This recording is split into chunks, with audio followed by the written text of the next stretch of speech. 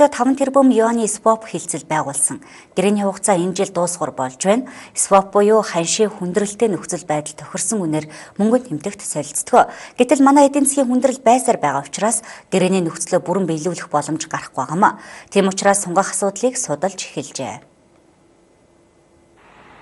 Монгол банк 2014 онд Хятадын Ардын банкт 5 тэрбум юаны swap хэлцлийг 2 жилийн хугацаатай байгуулсан ирэх 8 дугаар сард дуусна. Гэвч Монгол улс төлбөрийн тэнцлийн хүндрэлд орсон энэ үед гэрээгээ биелүүлэх боломжгүй нөхцөл байдалтай тулгарсан учраас хэлцээрийг дахин сунгах боломжийг хайж байна.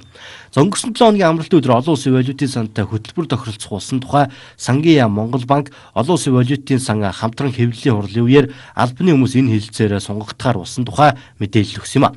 Тодорхойлбол олон улсын валютын сангийнхаа swap хэлцээрийг амжилттай явуулж идэвхжүүлэхэд зуучилж өгсөн гэж байсан юм. Магадгүй үүний хүчинд Хятадын Ардын банк хэлцээрийг сунгахаар болсон тухай энэ үеэр мэдээлсэн юм а.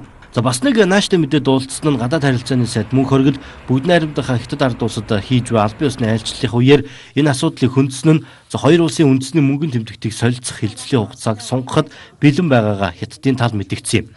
Үүгээр юаны swap хэлцээрийн хугацаа дор хаяж 3 жилээр сунгагдаж 5 тэрбум юан 10 тэрбум юанаар нэмэгдэх тухай яригдж байна.